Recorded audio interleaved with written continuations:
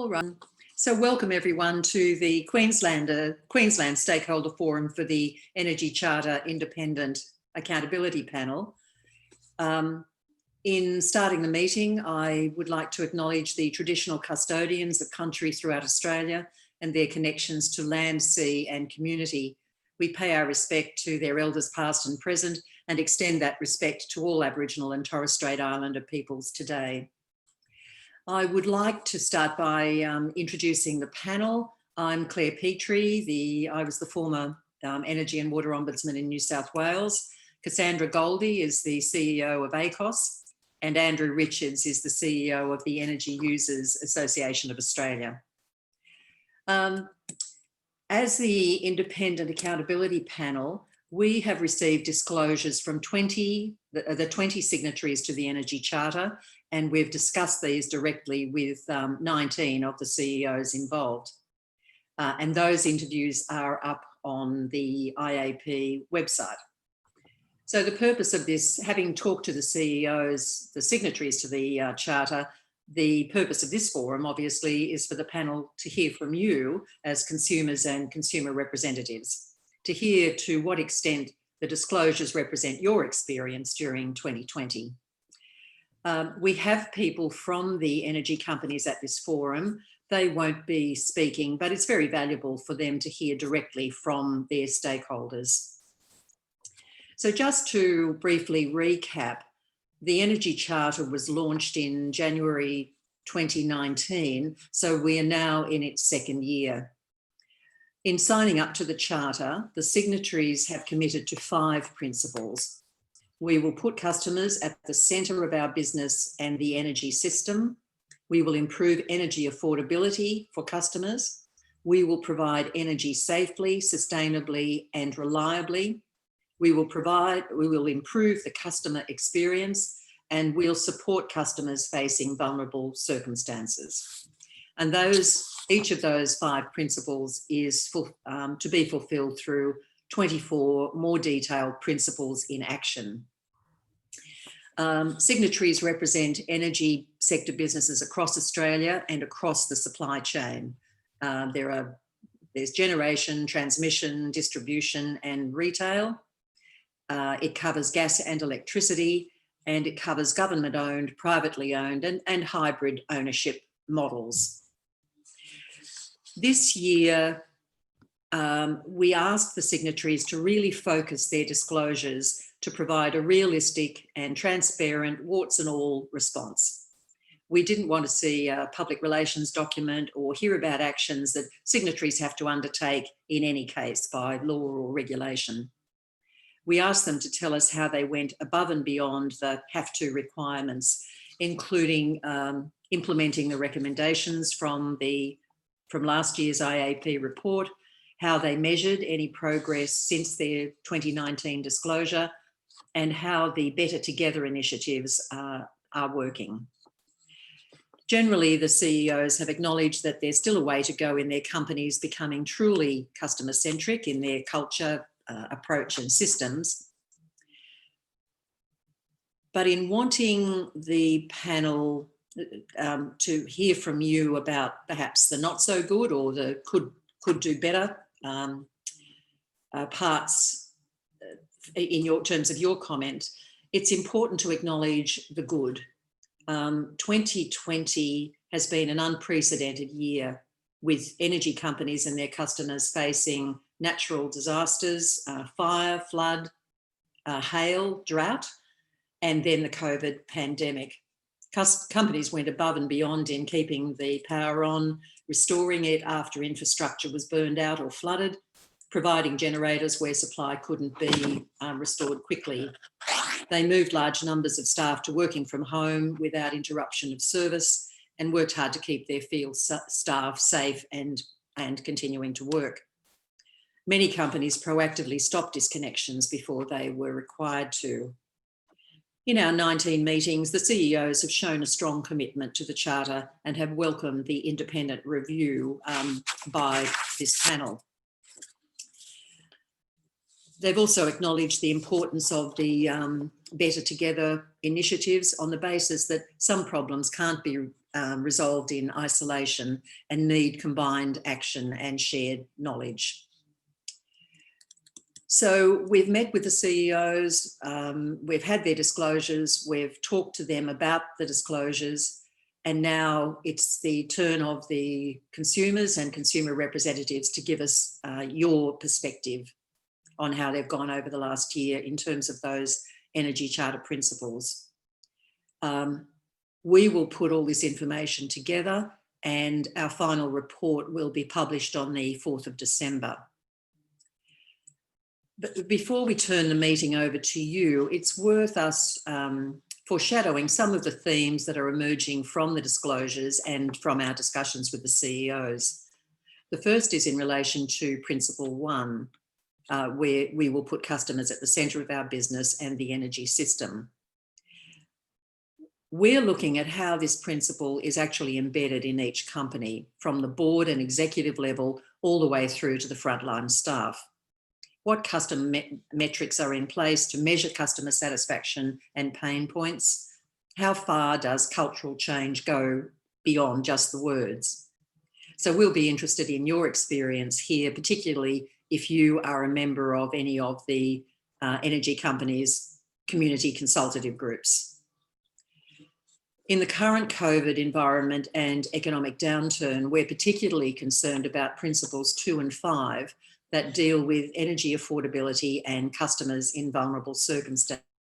So I'm going to ask Cassandra Goldie just to talk briefly to this theme that's emerged. Thanks, Cass. Thanks, Claire, and hello everybody. Just acknowledging I'm on Gadigal land here, and just highlighting in the meetings that we've had with the CEOs so far. We've obviously focused very much on the impacts of the bushfires and COVID, and of course what we predict might be very serious and acute levels of lack of affordability and vulnerability for consumers and customers. Looking particularly now about where have we seen, for example, under Principle 1, a serious embedding of the consumer voice, particularly vulnerable people, into the boardrooms or at the very senior levels of the organisation. How significant has that progress been in delivering on that? Secondly, to what extent have the companies done sort of structural changes to do for identification of people who are at risk, unable to pay their bills? Are they using data analytics to identify people and have very active engagement strategies in place for customers before they get to a very, the sort of the hard end of the road? To what extent do we have a sort of a debt tsunami potentially coming or already here? And there is a report out this morning from the ACCC actually, which will inform some of the big picture analysis there. And to what extent are the companies leading further serious efforts on the energy efficiency front and the distributed energy front, particularly again for low and modest income earners, where we know that there's serious problems with people being left behind and not getting access to the technologies and transformations that are going on within the industry. And I guess, very keen to hear from you about what you're seeing from the front line on the ground, given the scale of what we predict is out there right now for people really struggling, very worried, and what's likely to happen as income supports, fall away, job seeker, job keeper, also the eviction moratoriums, for example. And to what extent are we seeing a masking of high levels of lack of affordability for people over the next period, and other companies doing what they need to do to be able to respond to that? Thank you, Claire. Thank you. Another theme that has emerged is in relation to Principle 3. We will provide energy safely, sustainably and reliably. Energy sustainability really has emerged as a major theme this year, and Andrew Richards might just touch on that before we go to open discussion. Yeah, thanks, Claire, and thanks everyone for tuning up. I'm from Victoria, so I'm very jealous of all you Queenslanders who are allowed out of your house and can go to the footy and all that kind of stuff. So, yeah, I've got people who work for me up in Queensland. They remind me of that every day. So, good luck to you. One of the big themes that's coming out is net zero emissions by 2050, and a number of state governments are heading down this path of sustainability. And in fact, in the ACT, they've actually already legislated for that by 2045. So it's a big issue for the energy industry because a lot of the assets they invest in will last 50, 60, or even 70 years. So clearly, investments being made today will span right over the top of that net zero emissions target date. So one of the things that we're talking about and are raising concerns about and needing answers to is how is the industry addressing this long-term issue? Because the decisions they make today will continue to affect us down the track. We don't want to see energy bills get blown up. We don't want to see lots of stranded assets that their consumers will have to pay for. And so we're having this interesting discussion, and it's quite varied, as you would expect. If you own a coal-fired power station, you need to understand, and a lot of discussion around not only security of supply, but also how do I manage the staff in these areas where these projects are being closed down? What about the community impacts? What about the broader socioeconomic impacts? Right through to some very interesting discussions that we've had with companies who deal with remote and regional communities and standalone power systems, and some really interesting things that are being done there, which create a bit of a sandbox, a play place, if you like, which looks at the interaction of new technology and consumer behaviour and how we can perhaps move forward in a quite a sustainable way. So I'd be really interested to hear from you guys whether you think energy companies are doing enough around sustainability, whether they're doing enough thinking in particular about how the energy market transitions going forward, and whether those conversations are being had with consumers. Because at the end of the day, we don't want to be stuck paying for someone else's bad decision, quite frankly. So it'd be really interesting to have that discussion with you today. Thanks, Claire. Thanks, Andrew. So look, it's now over to you to talk about your experiences. We're interested in knowing, where you've experienced practices that are consistent with the Energy Charter principles, practices that are maybe not in alignment with the Charter, best practice examples from other areas you might deal with, metrics that you think might be used to measure progress against the Charter, how you think the energy companies need to prepare for the potential affordability crisis outlined by Cassandra, because your input is absolutely critical to us in our critique of the 2020 disclosures. The other thing that's emerged is just about the position of customer advocates themselves, that we know that this is a very big and well-resourced industry and a much smaller and quite constrained consumer movement. And so anything you would like to talk about how your work as a customer advocate could be supported and enhanced, that would also be very helpful. So I'm going to open it up to see who would like to start by making a contribution. You can either raise your hand physically, use the raise hand facility on Zoom, or use the chat facility if you'd like to either ask a question or make a comment. So would anyone like to lead off? And we're keen to hear stories or comments, or so I see Anne Armisen has her hand up. So Anne, and if you would just introduce yourself and say where you're from or who you represent, that would be helpful as well. Hello, I'm Anne Armisen. I'm an independent energy consultant, and I've been working mostly on a volunteer basis with the clients of St Vincent de Paul in Queensland for the last 4 years.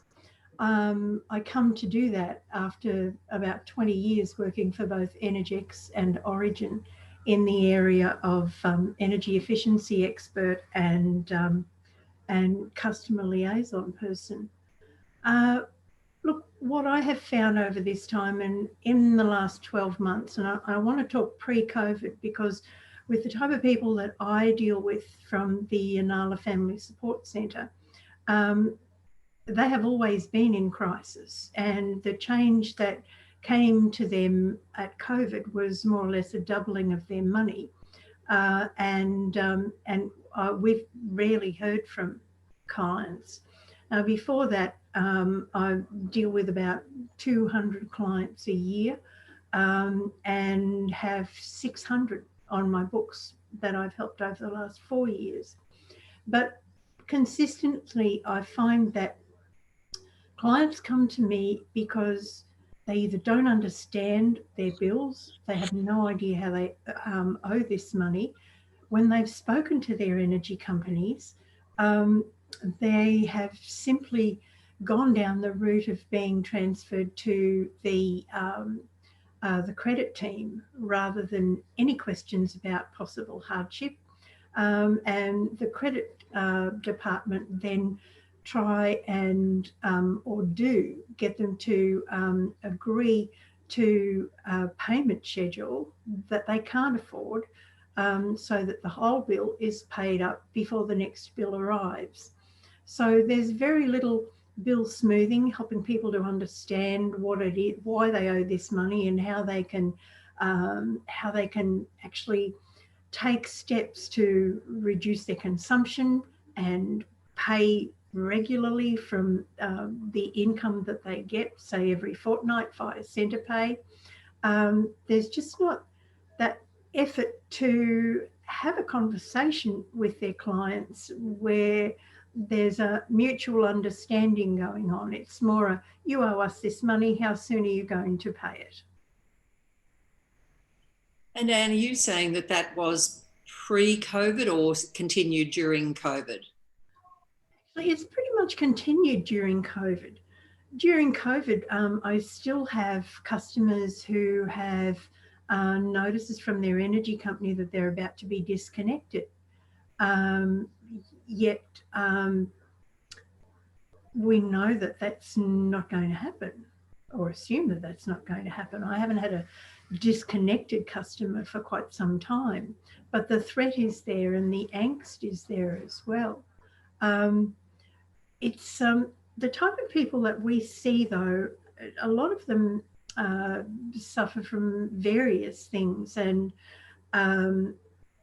frankly, they're flat out getting out of bed in the morning, let alone understanding a bill, or if there is a valid reason for an application for government assistance, they just don't think down that track, and they cannot negotiate the form. They cannot fill in a form and get it back to the government in time themselves. They need an advocate to work alongside them through this process, and also to know that that door is open so that they can keep in check. Now, I think I heard you say that advocates are well funded. No, I said the opposite. Thank you, because that's very much a difficulty. I've been doing this mostly on a volunteer basis, but I find that it's more than a full-time job. And I've just finished a 12-month study aided by Energy Consumers Australia, which I'm very grateful for. But that's come to an end now, and I see a tsunami coming forward when the protections are down and people are going to have to face their bills again. And I'm not sure what they've been spending all this money on, government money, but I don't think Harvey Norman advertised at such a huge expense unless they were getting a return. So I think people are going to be very poor, but they're sitting on nice couches. And they're going to need the help of advocates. Energy policy changes from company to company on a dime. So you have to be very aware of what of the principles of the day when you are trying to help somebody. The deals change every day, so you've got to keep an eye on things there so that you can walk your customer through the steps with their energy provider to make sure that every single base is covered, because an energy company doesn't do that. They go for the small wins. There are an awful lot of people who have been entitled to the government rebates, electricity rebates, who haven't been receiving them. They weren't even aware of them. Yet there's a rule now that the government says that that they won't backdate anything, and accumulated debt is often for less than what that amount of a rebate would have been for. I see very few people who use too much energy. Most of them are quite frugal in their energy consumption. They just have a lack of money management skills and a place where they can feel that they can come and speak and be heard. I think that's it for me for the minute. So if I can just turn that around, Anne, if that's the situation as you see it, what would you like to see happen? Oh goodness, I would like to see funding for a professional advocacy service to work as that go-between customers who feel that they need some help, and maybe it's just help themselves to get back on track. Energy companies are still not trusted, so that advocate who knows, who's able to step in and review a bill, triage it, see what needs to be done. If it needs to be, ask the energy company to send at least the last 4 bills so that there can be an analysis done and we can see what's gone on over the 12-month period. Has there been an accumulation of debt? Is there a pattern of consumption that's not normal? Do we need to explain to the family that every adult that is bringing income into the household needs to be responsible? So those are the discussions that we have that energy companies don't. So it's I see it as an area that needs funding. You can have the assistance of volunteers, and with volunteers, you're very grateful for whatever time they give you. Some of them want to give you an afternoon a week. This is something that you need to do, and I will say pre-COVID here, every single day. Seeing a client usually takes up to an hour, with perhaps some work done after that. So it is a professional service. You can guide volunteers, but you need to fund somebody to help keep records and ensure that everybody is getting the fairest deal that they can. And that includes the energy companies as well. If I can just give you an example, the study that I'm about to release says that I saw 184 people. 60% of them didn't need to come back for assistance. Those people gained $70,000 collectively in better deals and discounts and that sort of thing over the next 12-month period. But also they committed to pay $170,000 energy providers regularly through their centre pay payments, which is a more it's a more reliable form of payment than going through your bank account, where most of the time no money ever hits the bank. So money for advocacy, professional advocates. Thank you, Anne. Who else would like to say something? Yes, thank you. I think that's John. Yes, thanks, folks. Just contributing on that question I raised. I'm sorry, can you introduce yourself? I'm sorry about that. John Green, background in manufacturing, energy auditing, sustainability auditing, and sustainability training and education. And just commenting on Anne's, I'm wondering, as there has been raised in other forums, whether there's a place for auditing of these households for energy use and providing skills, guidance and resources in some form to help them reduce their energy consumption through various efficiency and design measures where they're possibly using energy in a way that is wasteful without them knowing about it. If I can just say, yes, that's definitely part of the offering. And I think the number of audits that I've been doing over the years, and I've travelled all over Australia for Origin, seeing people in their homes and doing that energy auditing. Now I find I can do that mostly by studying their bills. If they have a smart meter, we can get a hold of that half-hourly data.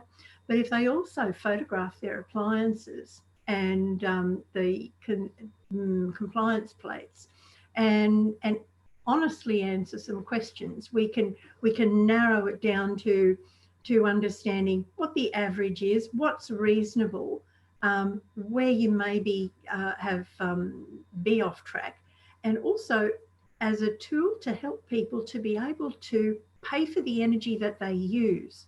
So if you can't afford to pay for what you're using, then it would be sensible to reduce your energy consumption to a level that you can afford. And we try to help people to do that.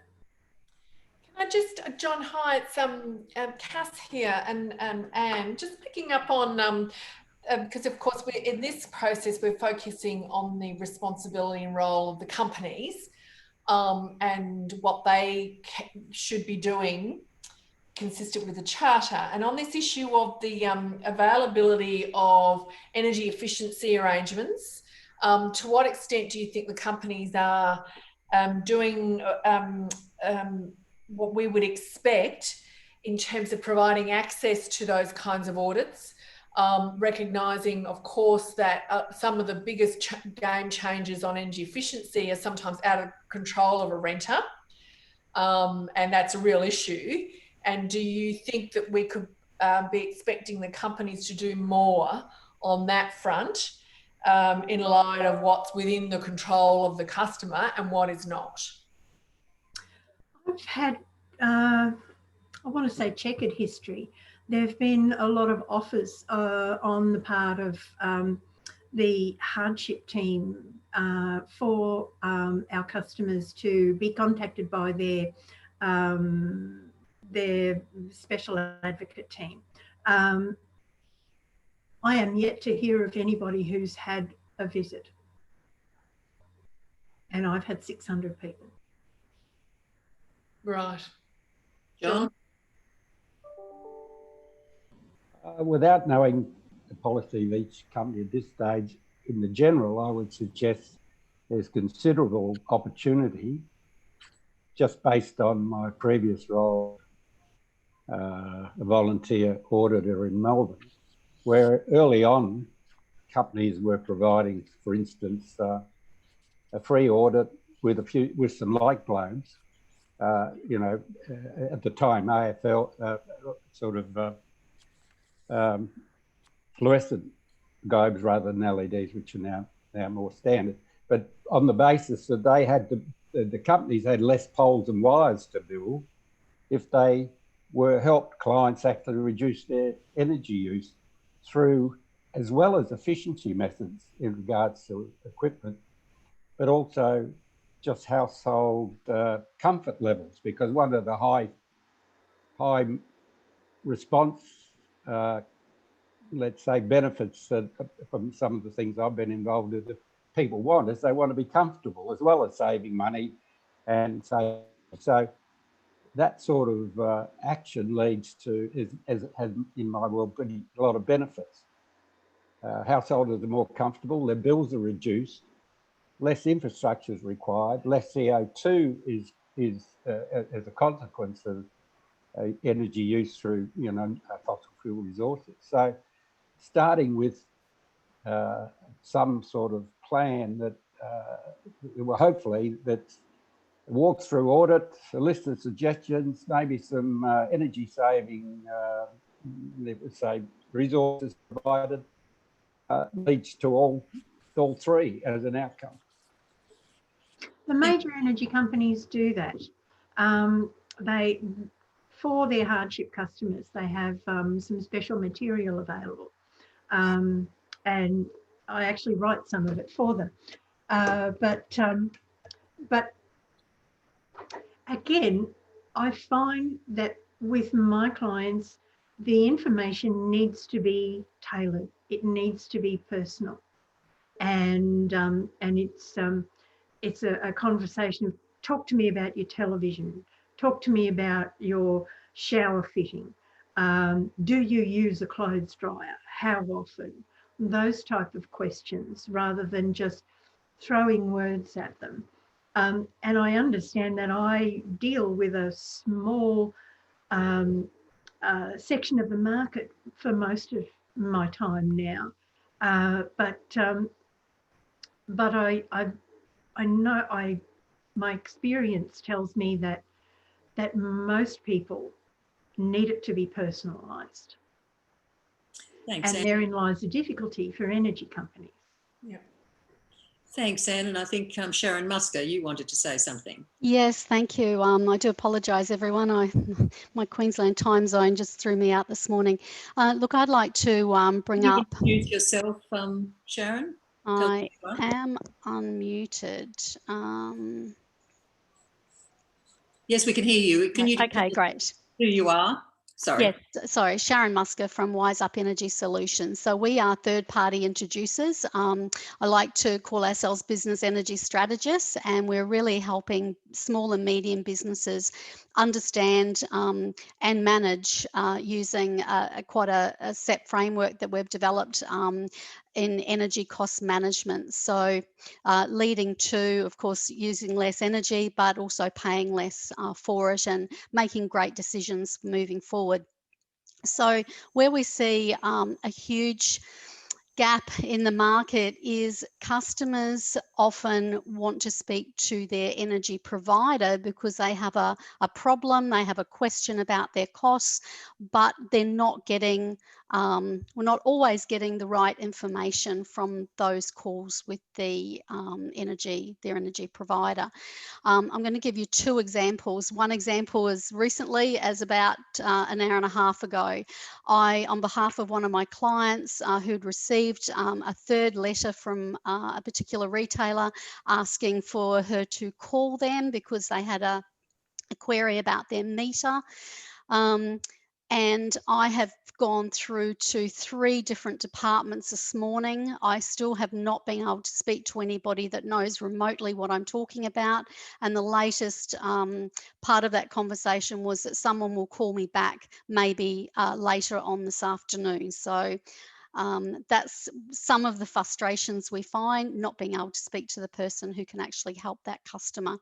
Another example, I have documented email trails from a client who we satisfactorily were able to help reduce their current bill by over $14,000, and that was with a change of network tariff. Now, they have it in writing from their energy provider that could not be done, and basically they would just have to put up with it. So these are the problems. I think it's complex. I don't think there's any one answer, but definitely having for the retailers to have more staff on those call center lines that actually know how to help customers and not just pass through, because by the time you get to 2 or 3 or even 4 different departments, you're really starting to wear thin. So that's sort of two big issues that we face on a daily basis, and some providers are certainly much better than others, and some need some serious conversations with third parties and customers because it's just not working. Thank you. Sharon, we'd like to see that in a submission from you, if you don't mind. Name names. Absolutely. It just gets very tiring, and we've been helping businesses for the last 4 years, and we've saved over $4.6 million now. That we're good at what we do, but if the market was not as complex, you wouldn't need us. And that money going back into the hands of small and medium business is absolutely vital. But on the other hand, I look at this industry and I say, is it in the retailer's best interest to have those of us out there doing what we do? No, it's not. We are buying power from a sales organisation, and I get that. I've worked in that side of the fence, so I know how it works. But from a customer's perspective, the best thing they can do is get someone else to help them, because 99% of business customers have not got a foggiest what they're paying, and they just pay those bills month after month blindly, and sometimes it's tens of thousands, sometimes it's hundreds of thousands of dollars, which is really it's really disappointing, and we can't solve it, but we can try and help the people that we get in contact with. Thank you. Thanks, Sharon. Michael Fullilove. Oh, good morning all. Michael Fullilove speaking. I buy power for lots of the Queensland councils, 5,000 small sites and 300 large sites, and 400 gigawatt hours of power each year. What I'm finding from a customer experience perspective is that the experience is not improving. And the reason I say that is because I'm having troubles in changing network tariffs, not the retail tariffs, the network tariffs. This has been an ongoing issue actually for the past 20 years, and I don't think the networks are learning from their mistakes, because I've had to develop my systems to monitor their systems to make sure that the correct network tariff is, or the most beneficial network tariff is being applied. To give you a benchmark example of how difficult it is to change tariffs, I recently changed the mortgage for my daughter's house with one of the big four banks, and it was easier to change the mortgage on her house than it was to change some network tariffs. It was easier and quicker. So that'll give you an idea of how far they have to come to be what I would class as truly customer centric. Thank you. Happy to provide you the documented evidence of all the tariff mistakes over the past 20 years, because I've kept a record of every last one of them. Thank you. Michael, can I ask a follow-up question there, Claire, if it's okay? Michael, it seems to be there's a disincentive for networks to do that because they don't carry the debt risk, whereas a retailer would. Is that part of the problem, or is it just? I think it's an attitudinal problem. When I very first started looking at this 2 decades ago, one of the network companies came back to me and said, "Well, it's not our problem. It's a retail problem." Okay, so I went back and I said, "Well, no, it's the retail part is fine. It's the network tariff which is the issue." In that particular one, I end up getting, after 2.5 years of argument, I end up getting $104,000 back for just one site. And with a profuse apology from the CEO of the network company at the time, saying, you've highlighted an error in our systems. Well, I'm still seeing those errors and delays in transferring from network tariff to network tariff, and in particular, the transfer from a non-demand time of use tariff to a demand tariff tends to cause all sorts of problems. Now, they haven't, I've raised this issue time and time again with them, but they don't appear to be learning from their mistakes. You know, that's consistent with some other feedback that the EUAA have had from medium-sized industrials, in particularly in Queensland, unfortunately, where we've moved to a lot of demand tariffs that hasn't been explained. It's been a bit of a sledgehammer, unfortunately. So you also identify that. So is it still the he said she said argument going on? Yeah, it's a oh sorry, yes we've yeah, that's one slipped through the loop, or no, we've so and so didn't talk to so and so, and yes, so I generally don't have any problems with the retailers when I for a network tariff change. If you could provide some of that information, that'd be really useful, Michael. Thank you. Happy to. Okay, anyone else who would like to say something? John, back to you. Yes, John? Obviously, all these opportunities are all important. And just bring it briefly back to a point, the points raised by Anne and then somewhat touched on by Sharon, is as human beings, we all use energy. We are energy, let's face it. So in respect to that, the use of the energy at the outset is like one of the important, I would say critical windows to look at the whole framework. And that is looking at the design of our building stock, the opportunity to retrofit households and businesses, touching on Sharon's role, to reduce the very need to use energy for particularly heating and cooling and other reasons, and finding a way to redesign and repurpose and retrofit where energy is used to just do more with less from the very start, which is the very most efficient and least cost option of any of these projects. Start with doing more with less as a concept and looking at the design of these systems for less energy consumption. Thank you, John. Now, I'm sorry, I now realise I can't see everyone on my screen, and I might have missed some of you who had your hand up. And I think Luke Reid, did you want to say something? Yeah. Can you introduce yourself, Luke? Sure. So my name's Luke Reid. I'm with Energetic Communities. Most people I can see know me from QCOS.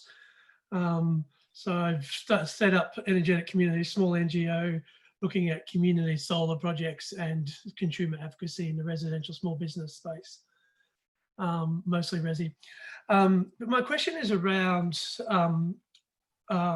are there any examples in any of the signatories of successful programs for solar energy efficiency for low-income households? So I can see Kenny's there, and I know Energy Queensland or Ergon Retail had their solar on social housing.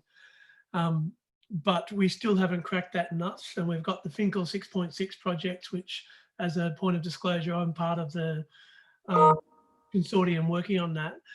And so that's the recommendation around coming up with ways we can allow people in low-income households, vulnerable households, to access solar and energy efficiency. So my question is, kind of, have there been any good examples from any of the signatories on how they're doing that? And the second part of it is the ACCC inquiry recommendation 38 was around doing a program, getting retailers to fund, I think it was $5 per customer, to do a program like the Switched On Communities that's AGL funded with QCOS leading it. And because one of the problems that both Anne and John have kind of alluded to around trust, would like to see across the board third parties, not-for-profits, consumer advocacy groups running these programs rather than the retailers or the government departments. So yeah, question is, have there been any good examples of that kind of work? Andrew, did you want to take that one? Once I unmute myself. Look, there probably is, Luke, but I don't think they're really coming through in the disclosures that we've seen to date. And I know in talking to the CEOs in the last week, there's that conversation going on, but I'm not sure whether that's actually flowing through. And I think it's an important thing to raise. And if you'd like to put those questions to us and statements to us in a written form as part of this process, we can certainly bring that up potentially as a gap that needs to be addressed. But I don't think we're necessarily seeing it come through at this point in time. If I can just add to that, Andrew and Claire. Hi, Luke. In the disclosures, you will see that there are a few specific references to programs that you will probably know very well are out there already, but they are typically with government initiating support, and we're not at the moment still seeing the kind of scale that actually is required in this area and sort of driving the next stage of design. It is one of the questions that I've consistently asked the CEOs, what have they been doing to accelerate the access to energy efficiency and distributed energy arrangements for people on low incomes and renters, and to what extent are they in planning mode to drive what's needed next. But I think it's fair to say so far, I don't think we've seen anything significant happening, certainly over the last 12 months, beyond what was in train there. But I think it's a really crucial question, because we know that actually is one of the biggest equity issues that's been there for some time, and we haven't yet got great large scale transformation of access. Yeah, I think one final point I'd add to it is, around the kind of monitoring and assessment of any project. So there is one couple of offers I know that are aiming to have kind of a virtual model for renters. One of them, you need a smart meter. It's inaccessible for renters because they're going to be out in 13 months. And the other one was a large retailer who had a solar for renters program, and you're better off just going to green power because you end up subscribing, paying an upfront fee. You have to stay with them for 20 years. So not retailer forcing. You can leave any time, but then you lose the benefit and don't get that upfront payment. So there's a few issues, like they're having a fair crack at it, but the actual business model doesn't stack up for the consumer. I think the other thing that we're seeing, and it's right at the very start of things like community batteries, because not everyone's going to be able to afford a battery, but an aggregated model where a number of customers can participate in a community battery or a localized battery, I think is probably a good model going forward. And we're just starting to see that. And part of the problem with these sorts of things is the regulatory environment doesn't always accommodate them. So we need to be doing work on both the regulatory environment and the customer environment combined with the retailer network environment to get the right outcome, because sometimes the regulatory environment's too stiff and doesn't allow innovation to occur. And that's something that we need to continue to look at as well. I think we've seen a little bit of partnerships with state governments in terms of solar on public and community housing. And as Andrew said, some regional and remote communities where batteries and solar systems are being trialled. But as Cassandra said, it's not at a scale. That's the problem, that there are some mini trials that are pretty successful, but it's not being scaled across where the need is. And people also just starting to think too about how the grid and the market in general can accept big chunks of solar. This is a broader issue than what you were bringing up, Luke, but big chunks of solar and what that does to system strength. And part of it, we need to make sure we manage the continued rollout of technology in a way that keeps the system stable and allows people access to as much of that good free energy as they possibly can. Sorry, if I could just touch on the important work that Sabine and the Energy Charter are actually doing with regards to the voluntary code of conduct. So I've been on a small code builders team. We've been working pretty much all this year to come up with a proposed voluntary code. I would really like to see, you know, all retailers be encouraged to be part of that, because without their buy-in, it's going to be very hard for those of us under the third-party consultants, brokers banner to actually get anywhere. So this code, you know, between energy brokers and consultants is a key part to keeping retailers accountable. And, you know, where there is the meat in the sandwich, but if they won't or choose not to partake, it's going to be really hard for us to push forward with this initiative. It's encouraging, Sharon. It's one of the things that we have been talking about with the charter principles. That how do signatories ensure that the principles of the charter move right through their value chains, including in brokers. And I think the code of conduct is very important as a vehicle to get those charter principles embedded right across the supply chain. I think that probably, as you say, not as advanced in that thinking, and I think this is only the second year, but we need to keep pushing on some of those concepts of how not only embed it within their own organisation, but there's examples of where they can spread it throughout their value chain. I think is really important. So it's a great piece of work. Now, without putting you on the spot, Robin Robinson, I notice you represent COTA. Did you want to say something on behalf of your constituency? Oh, thanks, Claire. And sorry, I came in late to the discussion. I haven't come to the table with any particular case studies or issues that I'm wanting to raise at this meeting. I really endorse some of the comments and points made by other speakers, and in particular the issue of confusion for older consumers in the market and their ability to navigate the whole market without assistance. And I think that's an area where we still have some work to do. The issue of the involvement of community organisations or other support structures in that process, I think, is really important and worth pursuing. The concern with the industry players is still around issues of trust and accessibility. So I think there is still an ongoing need for innovative ways to assist, in our circumstance, older consumers really get the most out of the market, and also not be left behind during this transition. So that's one of the key issues for us as well. You know, that people have enough trouble navigating the market at the moment, but things are changing. And how do we bring everybody along this path?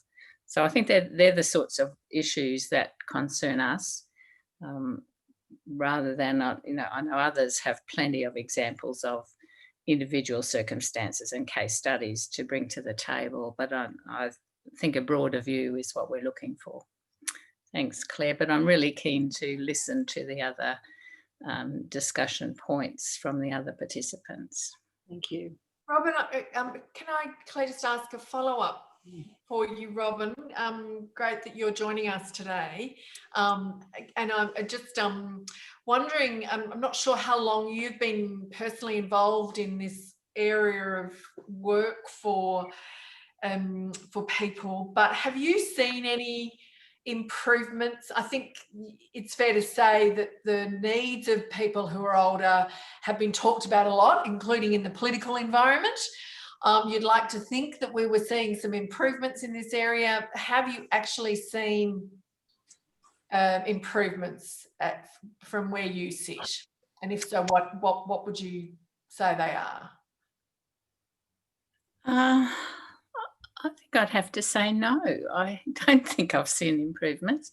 The program that Luke referred to, that Switched On Communities program, COTA Queensland was involved in that, and I think that was highly successful in reaching a group of people, and we've got two of the participants on the call here, John and Margie, who are both peer leaders in that program for older people, and the whole group of volunteer peer leaders did a wonderful job in helping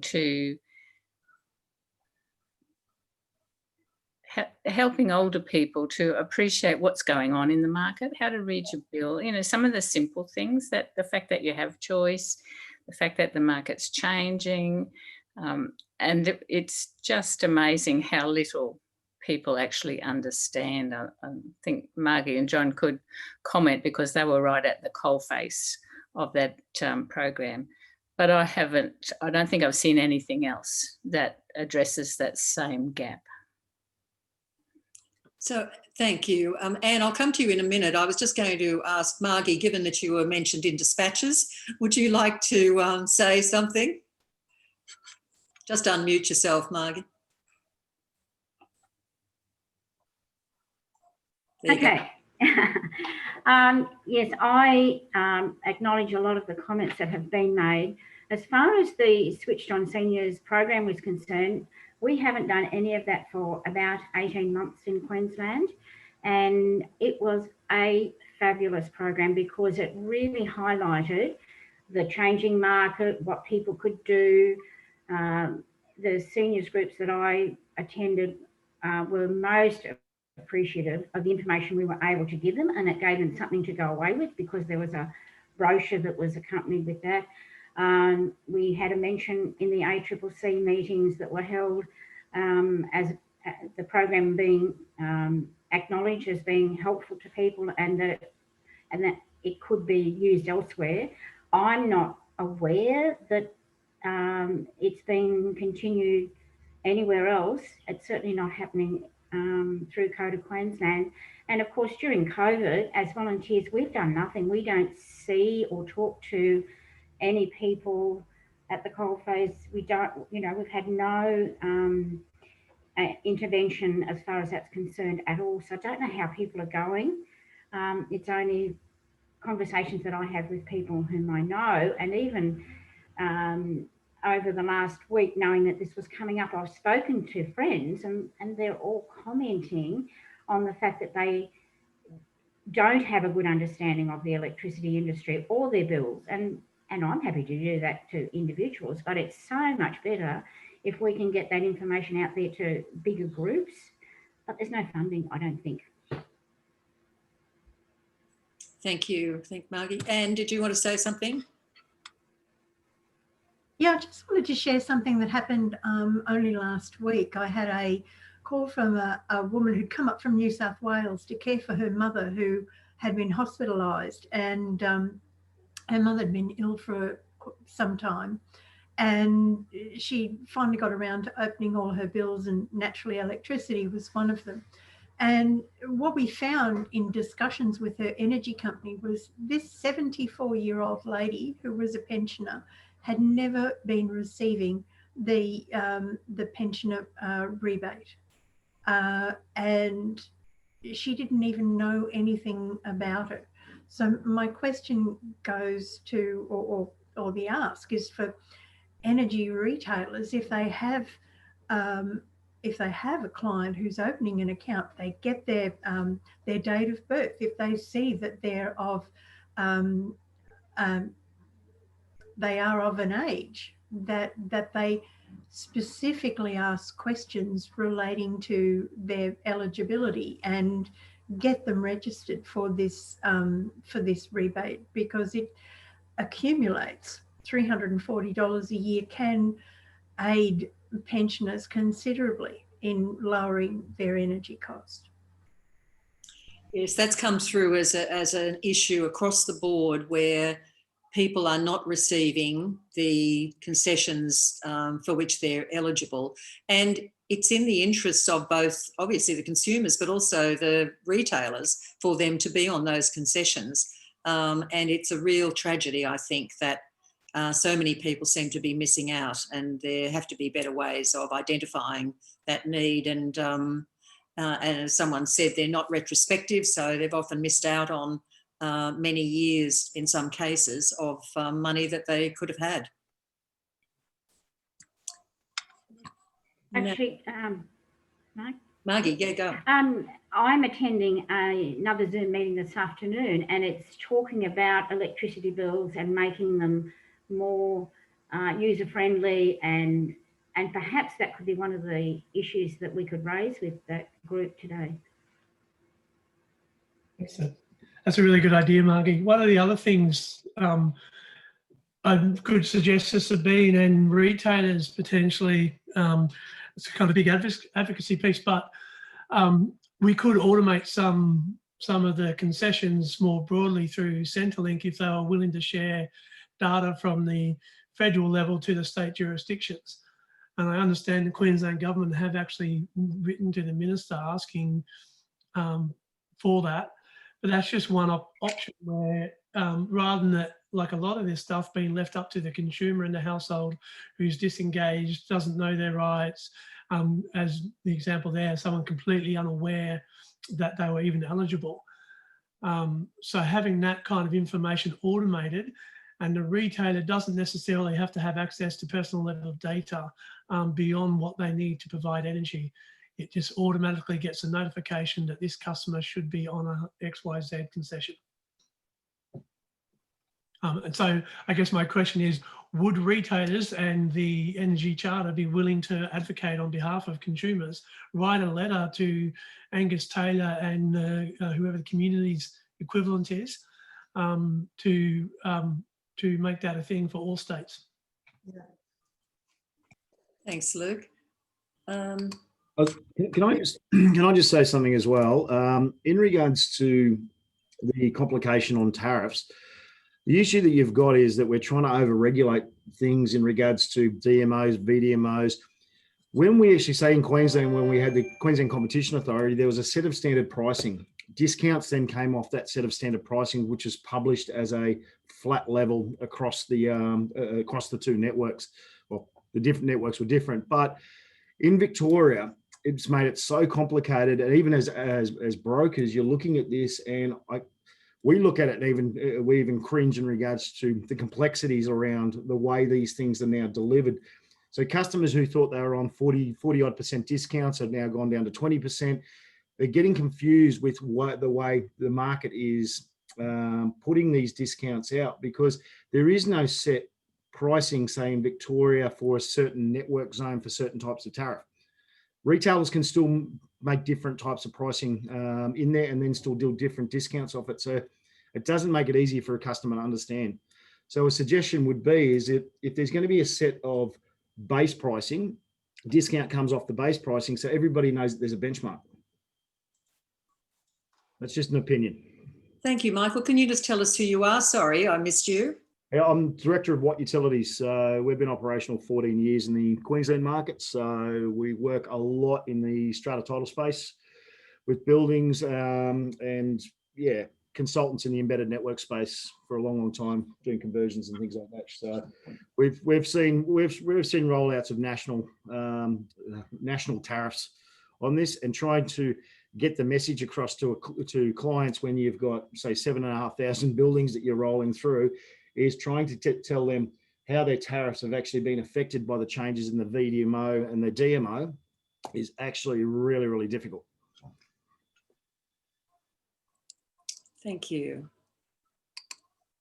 Okay. Anyone else who hasn't spoken who would like to? Alex Bishop, do you want to say anything? Hi, my name is Alex Bishop. I'm from Energy Consumers Australia. Look, I'll just say a couple of things. So for us, the key points were this discussion around knowing your customer. I think that was just critical to this whole process. It was good to see those companies who hadn't already engaged consultants or developed pieces of research around knowing the customers to actually go and do that. And also those companies who had already undertaken that research to really interrogate those that research, because at the heart of this is about knowing your customer. How can consumers get the best deal that they possibly can if the companies don't know the customers. And following on from that, companies using that information to engage better with customers. So the whole narrative in the disclosures around communication very much welcomed. Better communicating with customers, we believe, is critical. COVID is has provided the complete real-time, real life. This is not a drill example of how companies actually deal with their customers. So it's really heartening to see that they're taking steps to know their customers, but then what are they doing with that information and how they're actually engaging with customers.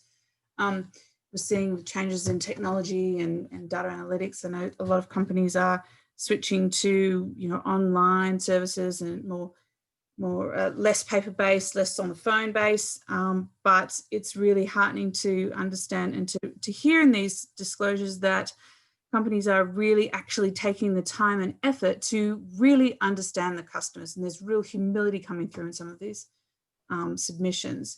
And once they do know their customers and how the customers want to engage, then putting in place techniques to actually deal with customers more effectively and how customers want to be communicated with, rather than a company just dictating, well, this is how we engage, like it or not, we know better. I see a real shift to kind of that personalized, tailored communication with customers, which is only going to increase or improve the customer experience, which is what it's really all about. And just on COVID, we talk about, there's a lot of talk around, how companies have really dealt with the vulnerable communities and vulnerable customers. I think COVID, when I was reading all the disclosures and listening to the CEO statements, just hearing how the companies have dealt with COVID, for me, says a lot. There's real depth to it, because it's making comments on things like, obviously, what are the expectations and the capabilities of vulnerable customers? What do they expect from, say, their retailer? What are their capabilities for paying? It's not just about that, but that's obviously important, and how best to communicate. But also, we're seeing in these companies real commitment to changing the culture. I think this COVID and dealing with COVID has triggered a real culture change that's being identified and adopted from the board level down, which is, in my opinion, the only way you can really embed change is to have buy-in from key executives. And so I see a lot of companies committing to that. I see, with COVID, it's also the commitment to staff training, I think, is refreshing as well. How to deal with not just vulnerable customers, but also in difficult situations where there's domestic violence, so upskilling the staff in terms of how to deal with customers in situations that they potentially haven't had to deal with before, I think is worth noting. And I see a real stepping up in companies in terms of their leadership. I think some companies have demonstrated that this is an opportunity for them to work on their business, to deal most effectively with their customers, to know their customers, to understand them, to maybe use some of their data analytics to anticipate who might become vulnerable customers, and then go out and communicate with them early on. So I see some of the more agile companies looking at this, terrible situation as an opportunity to do better for customers. And I think that's really worth noting, and was sort of a light in this sort of dark time. But also for us, we want to see, how companies are going above and beyond compliance. So where's the ambition? Are there bold ideas that are coming out of these sorts of times? And where these initiatives that we're seeing in the disclosures are actually being translated into customer outcomes. So it's all great to have a lot of initiatives that sound terrific and sound like customers will get a lot out of it. But when the rubber hits the road, how it is actually translating into customer outcomes. So that's something that we're very much focused on. And we see that some companies have done well and have used the disclosure to really set out clearly and succinctly those relationships between initiative, customer outcome, and the drivers for these. And so that was welcomed by us as well. So they're just our high level points, essentially, the lens that we were looking at this process through. I just want to praise also, it's a great process. It's good to, read the disclosures, listen to the CEO reports. Particularly, there's a shorter word limit on disclosures. And so I see in the CEO report, CEO meetings, that's really where you get the meat on the bones, so to speak, because the CEOs have been able to flesh out a little bit more about some of these initiatives. So it's been good to hear it from them as well. And you want to hear it from the leadership. So that element has been helpful as well in terms of getting the full picture about how companies are actually approaching this and moving forward. Thank you, Alex. Look, as always, time always seems to get away from us, so we are running down to the end. So I want to make sure that everyone who wants to speak has had a chance to do so. Is there anyone who hasn't spoken who would like to? If not, are there other people who have spoken? Would you like to speak again or add anything? Yes, thanks, Robin. Thanks, Claire. I just wanted to support what Alexandra was saying there about the response to COVID. I think we've seen some wonderful responses. There's a tendency in a discussion like this to bring out all of the negative issues. I think it's important that we highlight some of the good stuff that's been happening as well. I think in particular, the response to COVID by a lot of companies has been excellent. It has gone above and beyond. And for older consumers in particular, a lot of the thinking around life support consumers has taken a step forward, and hopefully that's going to become the norm in the future. But it's really taken a crisis like this to generate some better thinking about ways of managing or dealing with customers and supporting customers through those processes. So I think I'd like to acknowledge the good work that's happened as well. Actually, Robin, a number of the CEOs mentioned this in their disclosures. They referred to life support customers, particularly in the COVID environment. But would you just like to expand on that a little more? Because that's the first time in these meetings that life support customers have been mentioned. There's certainly been some organisations that have taken additional steps in relation to life support customers through the COVID crisis. And because more people are being confined to home, confined to their residence, outages have become more critical for some parts of the community. So we've seen some of the businesses provide generator backup for life support customers during outages through this crisis if the customer hasn't been able to enact their life support plan in some other way. So that's been quite a terrific move by the businesses. I've also heard of other circumstances where a company has actually provided transport to hospital for the life support customers because they couldn't be accommodated any other way during an outage. So, lots of different initiatives, but I think it's terrific that the focus has fallen on some of these more vulnerable consumers. And John, did you want to say something about the sustainability issue?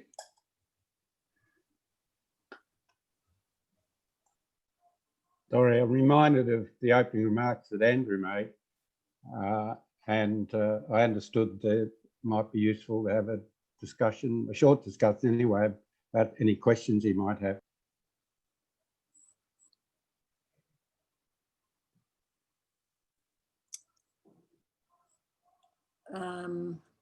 Did you want to make any comments as well as?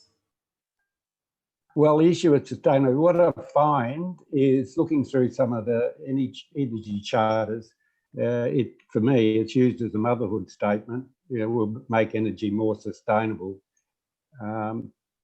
There's very few places where, and mind you, I haven't reviewed everything, but there's, I guess, to put it in another perspective, it would be really good if when companies talk about being sustainable, for them to define what they mean.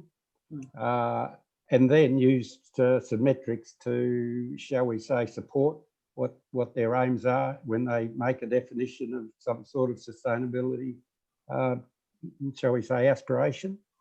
So it provides the customers, people, you know, some understanding of what their aims and objectives are, and also their journey and their achievements on that journey, and specifically things like amounts of CO2 created and released in the atmosphere, for argument's sake. There could be many other metrics used, amounts of water used, you know, quantity of water used on a, you know, some sort of production process. There can be waste, amounts of waste created, etc. So it seems to me there's a lot more that can be done in that area that would drive more action towards reducing the loads of waste in our planet, by air, gas and solids, and give our humanity more time to organise more sustainable ways of living. Well, I think you're calling out a challenge for our panel then, John, for us to really make sure that when we talk about sustainability, that it's based on solid information rather than just words. Absolutely, and it's easy enough to do, like everything, when you know how. Thank you very much. I think, Claire, it's a very early stage in this conversation. Well, it shouldn't be, because climate change has been around for quite some time, and on again, off again reactions to it by governments and industry. But to get to the how, so as you say, John, you can have a statement, and think, to be fair, you need to read their sustainability reports alongside this, and you might say it's also a motherhood statement, but really starting to get stuck into the how do we actually do this. So, as I said in my opening statement, investments made today are going to live for another 50 or 60 years, which will cross over that time frame of net zero by 2050. So we need to be thinking about the how of the transition. And some of these things we just can't transition. They effectively just close down. So having that honest conversation as well about what closes down and what starts up is also very important. So we're starting to see that, but I think calling that out as potentially an area of interest and urgency, I think is probably a good thing. The ACCC report today has a fair bit in it as well on that front, actually. So we've got to be focused on where we fit in this whole, effort to influence and change. We're particularly focused on the specific things that are within the control of the charter signatories as the companies. But there is, within these principles, a role for the companies to have their own voice and a public voice about where they can't do it alone and what is therefore needed to accelerate the kinds of changes that we're all looking for, I think, here. So we'll have an eye on that too. Thanks. Have a listen to some of the CEO recordings as well, because there's for not all, but for some, they are moving beyond sort of government policy, if you like. So they recognise their own situation and they recognise that they need to move forward. So that they are thinking about the how, because I think they have been waiting for government policy for a long time, and that's been a little bit hit and miss. So they're thinking, well, our shareholders are saying it, our customers are saying it, so we need to move forward in a particular direction. So I think part of that conversation is being started, but there needs to be a lot more. Yeah. Now, Andrew or Cassandra, do you have any further questions that you want to ask? Can I circle back to some of Alex's points around COVID? And there was some positive stuff there. I guess, are people seeing that across the board where there's obviously, it's easy to talk about the downside. Are people seeing some more positive things coming out of this? And if they're COVID related, are we hopefully starting to see those things embedded in companies so we actually get the upside of this bad situation? I'm just interested to hear from others whether they're seeing any kind of improvement in that space.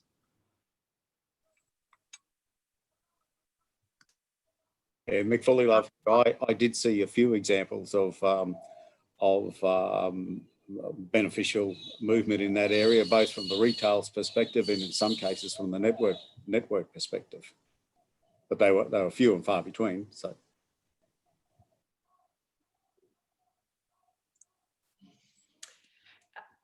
Claire, my last question is any views on what is needed next to protect customers who are the most vulnerable? There is a real risk, of course, that as income supports come off, people become increasingly really struggling to pay their bills. And we had in our report last year identified some of the debt collection practices that we felt were really not consistent with the Charter principles, as people are struggling to pay a range of bills. You know, to what extent do we have a risk that, you know, the Charter signatories will be under pressure to pursue the debt side rather than be on the front foot? And so I'm just wanting to see if there's anything that you would particularly want the panel to highlight as pressing in terms of protections from, you know, this next phase. And, you know, and that sort of, you know, front point is where you get moved into the credit and, you know, debt collection process is the primary focus of the discussion rather than it being about how did we get here and how can we prevent getting here again. That's a big question, Cassandra.